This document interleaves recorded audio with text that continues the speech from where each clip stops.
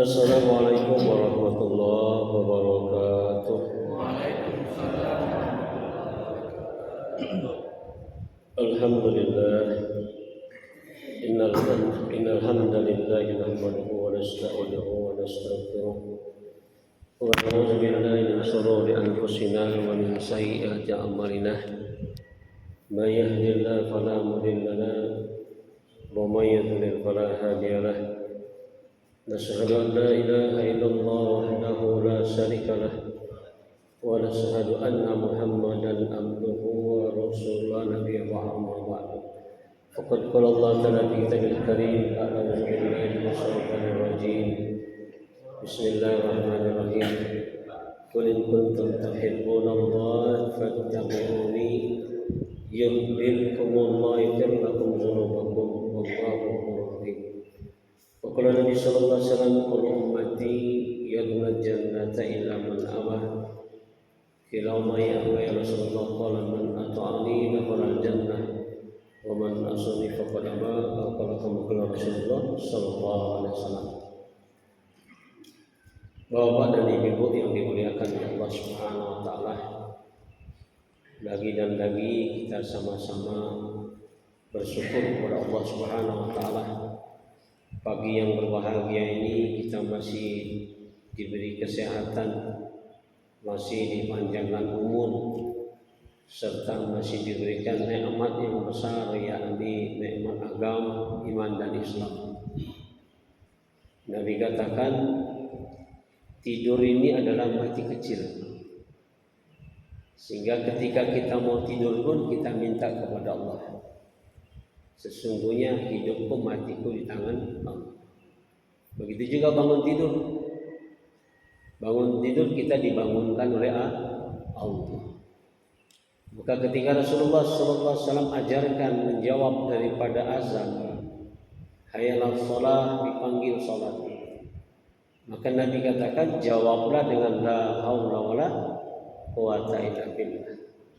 Maknanya apa hadirin? Maknanya kita datang ke masjid ini betul-betul karena kekuatan yang diberikan oleh Allah. Bukan karena dekatnya rumah kita dengan masjid. Bukan pula karena ilmu yang kita miliki. Atau bukan pula karena kesehatan yang kita miliki. Tapi betul-betul kita melaksanakan perintah Allah Subhanahu wa taala karena rahmat daripada Allah Subhanahu wa taala. Jadi kalau bukan karena rahmat Allah, tidak ada kekuatan kita. Maka biasa kalau kita pada sholat itu kita doa kepada Allah. Allahumma a'inni ala zikrika wa syukrika wa husni ibadatik. Kan ini kan Nabi ajarkan. Maknanya hadirin, kita berzikir kepada Allah betul-betul karena diberikan kekuatan oleh Allah Subhanahu wa taala. Kami minta kita kepada Allah Subhanahu wa taala bagaimana hati kita ini pandai mensyukuri nikmat Allah. Karena nanti di akhirat, kata Nabi, di akhirat nanti setelah amal manusia ini ditimbang, maka dosanya ditimbang. Kalaulah seandainya satu orang ini pahalanya banyak, kemudian ditanya oleh Allah Subhanahu wa taala, wahai fulan, apa yang menyebabkan kamu dimasukkan ke dalam surga? Katanya, tentu karena ibadah saya. Ada yang dilupakan oleh manusia di akhirat nanti. Kalau seandainya kita masuk surga karena ibadah kita, maka dipanggil malaikat, coba ditimbang. Ditimbang nikmat Allah dengan ibadah kita. Ternyata hadirin, ibadah kita ratusan tahun ditimbang dengan satu nikmat Allah membuka mata dan menutupkan mata, itu habis. Habis. Jadi Bapak dan Ibu yang dimuliakan Allah Subhanahu wa taala, Pak Isman sampai jam berapa? Jam 6. Sampai jam 6 ya. Karena sampai jam 6 kita pas 20 menit ini kan. maka kita buat judul dulu lah. Kalau nggak dibuat judul Pak, nanti lari-lari kemana-mana, nanti aku buka aja setengah jam dia nanti. Ya, jadi judulnya hadirin kita ambil dalam kitab At-Targhib, hadis daripada Tabrani Al-Basar. Nabi katakan di akhirat, sebelum manusia ini kakinya bergeser, maka dia akan ditanya 4 pertanyaan. Jadi Bapak boleh buka dalam kitab Targhib, Pak. Pertama akan ditanya, di mana kamu habiskan masa mudamu? Makanya dalam hadis Nabi katakan, orang yang masa muda dia gunakan untuk ibadah kepada Allah Subhanahu wa taala itu dapat naungan nanti di padang mahsyar. Karena kita rata-rata Pak masa muda ini anak beradul. Sekolah dulu sholat, kadang-kadang sholat, kadang-kadang enggak. Jadi masa muda kita akan ditanya, di mana kamu habiskan masa muda? Karena umur manusia ini kata ulama seperti batu es. Kalau batu es kita taruh saja, misalnya batu es tidak kita gunakan, didiamkan saja, kira-kira batu es habis nggak Pak? Digunakan untuk cendol habis, tapi mendatangkan duit.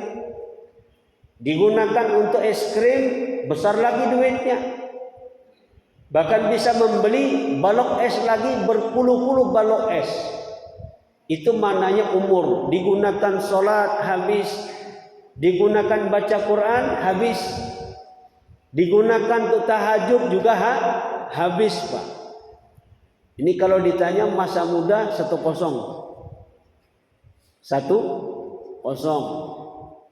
Makanya iblis Pak, dia heran dengan manusia ini. Kata iblis, hebat manusia ini. Saya cuma 1 kali tidak taat kepada Allah Subhanahu wa taala. Allah Subhanahu wa taala kutuk saya dan seluruh keturunan saya, dikutuk oleh Allah Subhanahu wa taala. Tidak ada yang masuk surga 1 kali. Tapi hebatnya manusia ini bukan 1 kali Pak. Dalam 1 hari kadang-kadang 5 kali dia enggak sholat. Ada enggak gitu? Maka kata setan, iblis, hebat manusia ini. Angkat tangan dia Pak. Memang manusia ini hebat. Sehingga dalam Al-Quran, dalam surah Al-Baqarah, kerasnya hati manusia ini lebih keras daripada batu. Ya Pak Isman, kalau batu keras tidak sampai 1 jam Pak, pakai alat dipecahkan pecah. Tapi kalau hati manusia ini keras, kalau kita ingatkan, kita ajak sholat, kalau dia keras, sholat itu urusan saya, kenapa kau ngajak saya sholat? Toh kan nanti kalau masuk neraka kan saya yang merasakan, bukan kamu. Kalau kata Gus Dur, kok sewot kali katanya. Kan gitu Pak, hati manusia ini. Kemudian yang kedua hadirin, yang kedua akan ditanya, di mana kamu habiskan usiamu? Di mana kamu habiskan usiamu? Coba Pak Haji Rajab, kalau orang mati pertama kali kalau dia mati mesti dia tinggalkan semua yang dia miliki. Betul Pak Jarayab?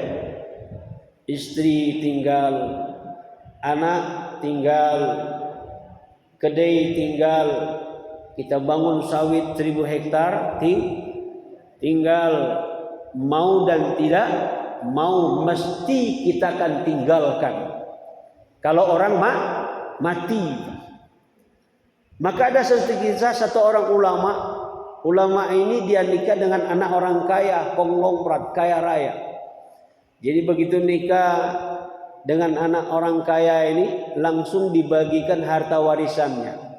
Itu harta warisannya banyak.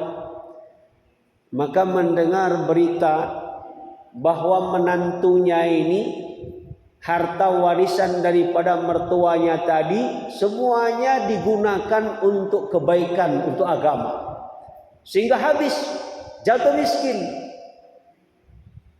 Maka dipanggillah sama mertuanya. Kata orang, sekarang engkau miskin, tidak punya harta lagi, Maka menantunya ini seorang ulama, dia menjawab, jawabannya balik bertanya, bagaimana kalau mertua misalnya pindah, dan pindahnya kita ambil contohlah dari ujung Batu ke Jakarta dan tidak balik lagi. Kira-kira apa yang dilakukan oleh mertua kalau seandainya tidak balik lagi? Pak Haji, kalau seandainya pindah ke Jakarta, Pak Haji nggak boleh balik lagi ke ujung Batu. Kira-kira apa yang dilakukan? Pertama, pindahkan aset. Semua jual. Bawa duitnya, bawa hartanya. Kenapa? Nanti dibutuhkan di sana. Betul. Ini Pak, perpindahan di dunia. Perpindahan di dunia saja kita tidak mau menyisahkan. Sementara kita akan pindah selama-lamanya nanti ke kampung kita akhirat. Betul Pak? Pindah enggak? Kita ini nunggu giliran, nunggu diusir, calon diusir. Kemarin kita sampaikan di Al-Mu'min. Al-Mu'min kemarin dia. Di Al-Mu'min kita sampaikan di sana, manusia ini Pak calon diusir. Saya ceritakan di sana, dulu waktu saya tinggal di Bekasi, saya punya teman saya ini anak Bupati Bekasi. Itu rumah Bupati, kamarnya saja Pak, kamarnya harganya 1 M. Kamarnya 1 M. Kira-kira kamarnya kayak apalah kalau 1 M? Ya Pak ya? 1 M kamarnya, saya bingung juga. Itu tahun berapa itu? Tahun 2001. Kamarnya 1 M. Besarnya nggak tahu lah kayak apa. Coba Pak, misalnya kalau seandainya bupati ini mati, kemudian mayitnya ini di kamar. Pertama kali mayitnya ini akan terusir dari kamarnya. Maka anaknya akan mengatakan, Bu, itu kalau di kamar tidak mungkin nanti orang takziah. Jadi gimana nak? Bawa ke ruang tamu. Udah diusir daripada kamar. Yang namanya bupati itu jawabannya ketika masih hidup. Tapi kalau sudah menjadi mayit berubah nggak Ustaz namanya? Kata orang, Bu Bupati, jenazahnya ditaruh di mana? Sudah berubah Pak, jenazah Pak. Enggak lagi bupati. Betul Pak Haji? Enggak lagi bupati, jenazahnya taruh di mana? Kata tetangganya, Bu, kapan disolatkan?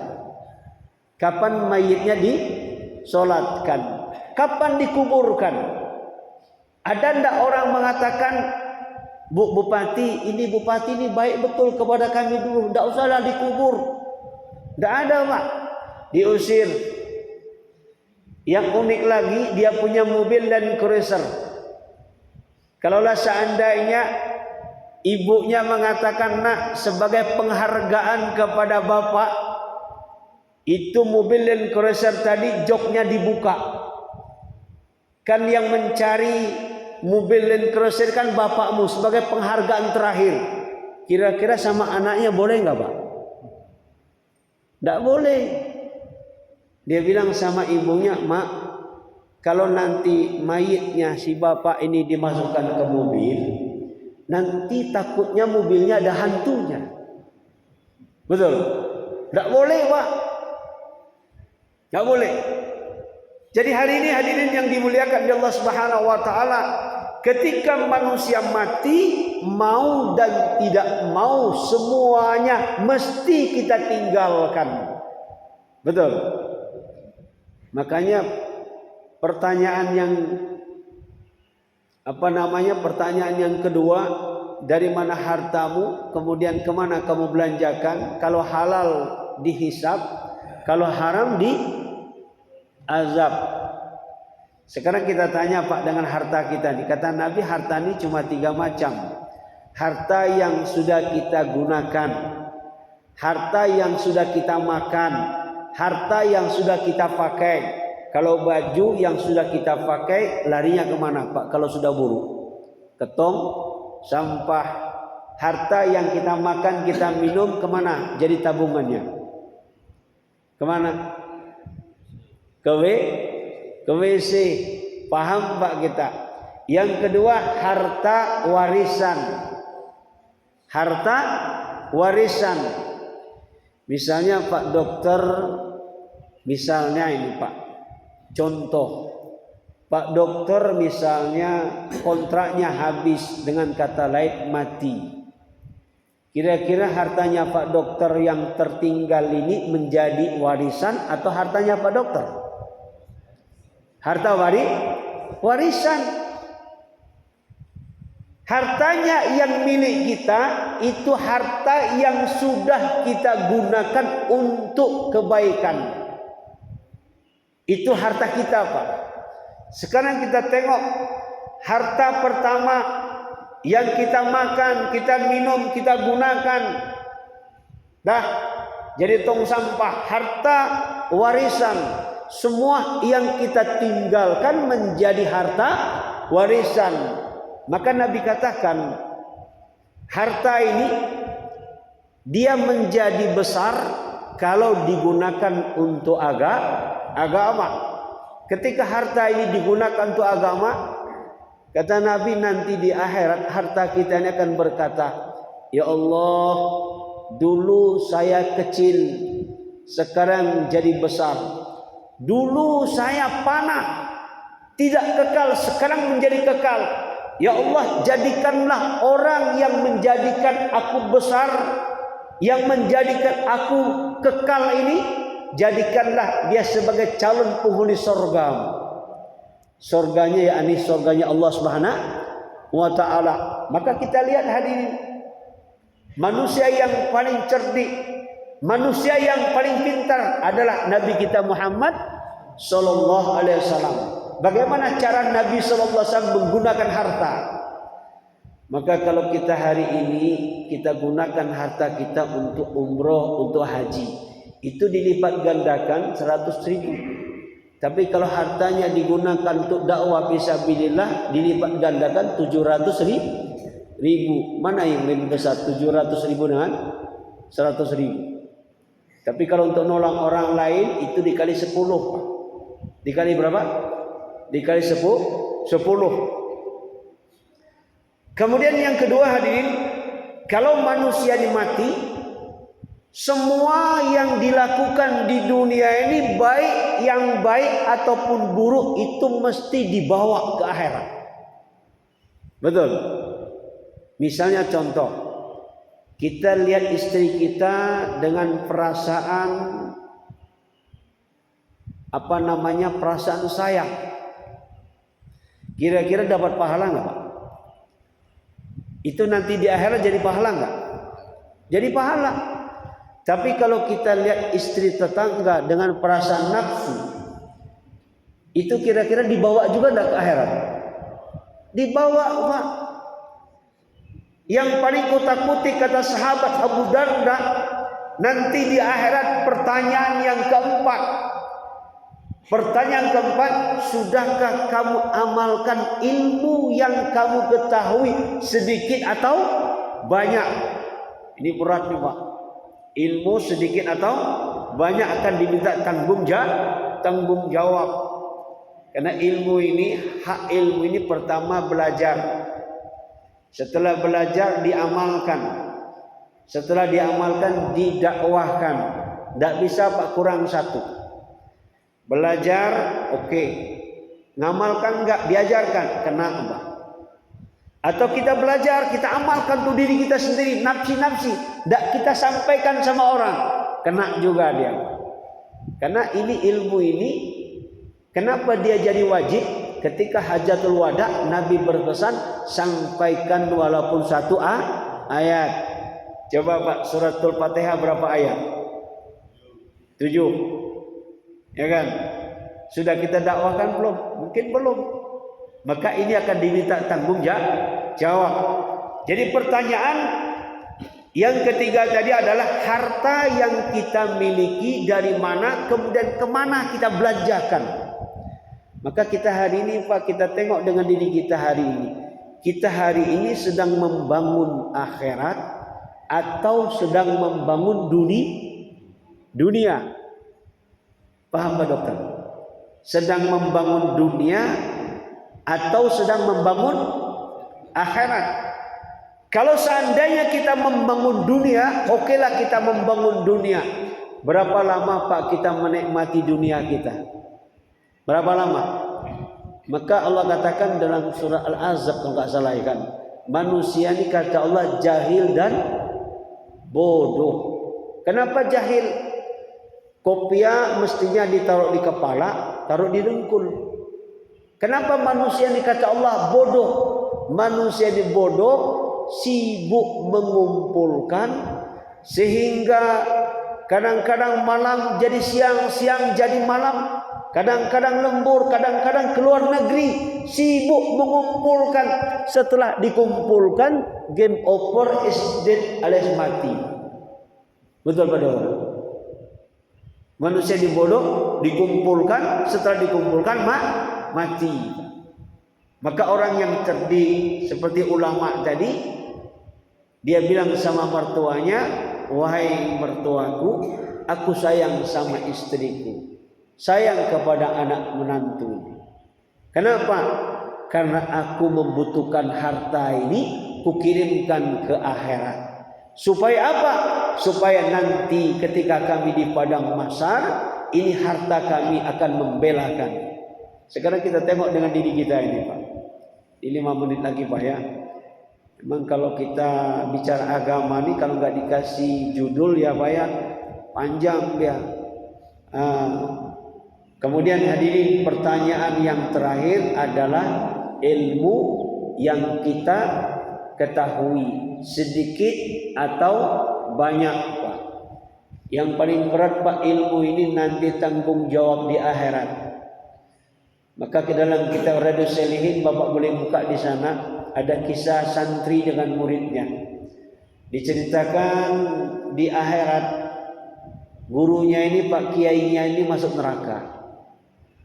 Kemudian santrinya masuk surga. Ternyata orang di surga ini Pak, dia bisa silaturahmi ke neraka, tapi dia tidak terbakar. Kata santrinya kepada Pak Kiainya, Pak Yai, dulu kan kami santri, kami murid. Kenapa kok Pak Yai masuk neraka? Sementara kami ini kan murid-murid kok masuk surga? Apa kata Pak Kiainya?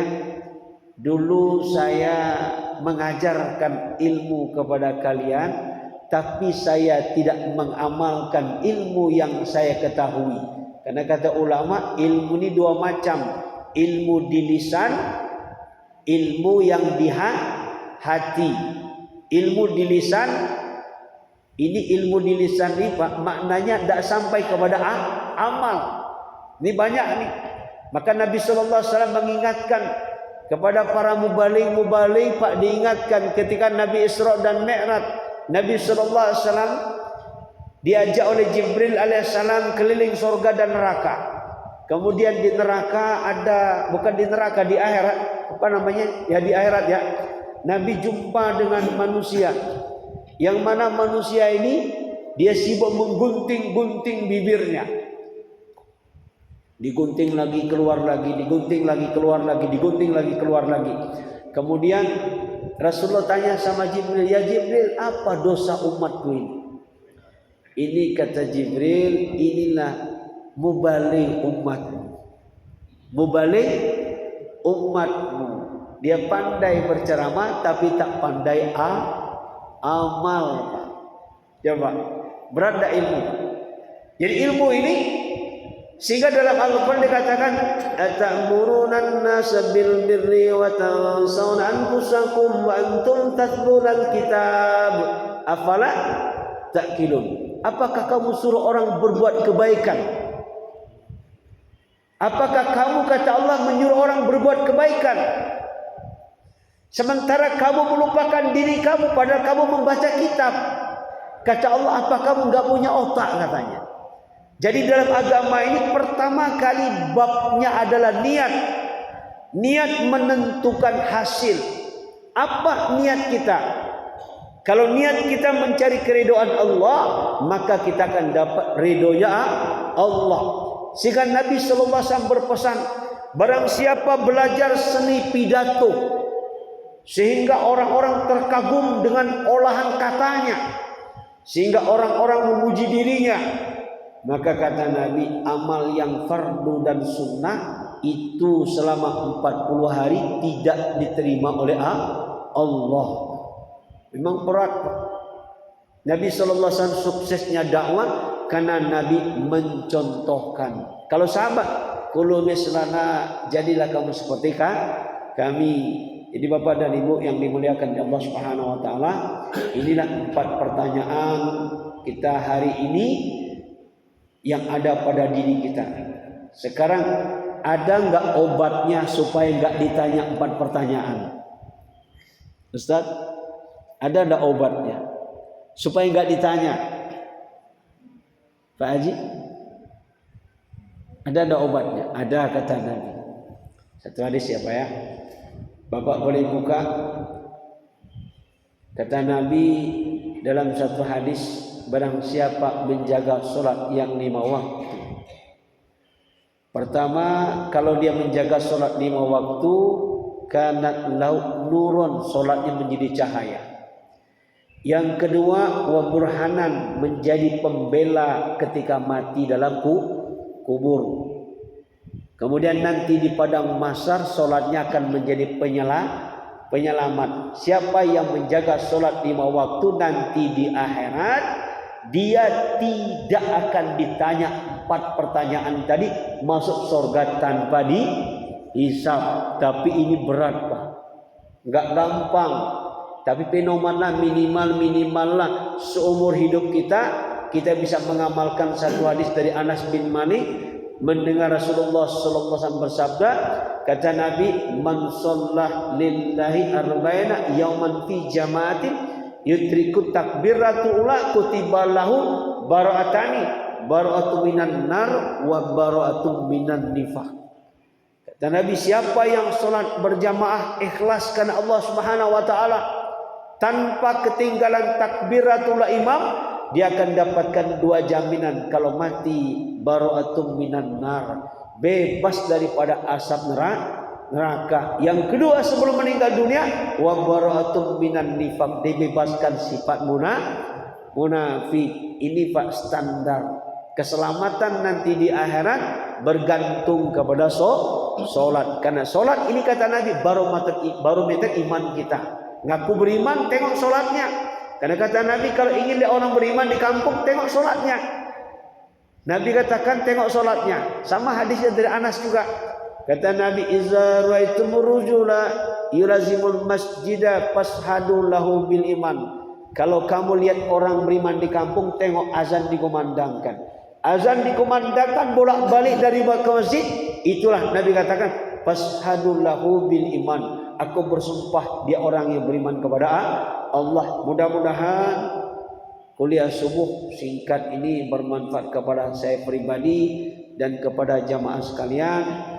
Jadi untuk supaya tidak dihisab, kuncinya jaga solat yang 5 waktu. Subhanallah wa bihamdi, subhanakallahumma wa bihamdika, asyhadu an la ilaha illa anta, astaghfiruka. Assalamualaikum.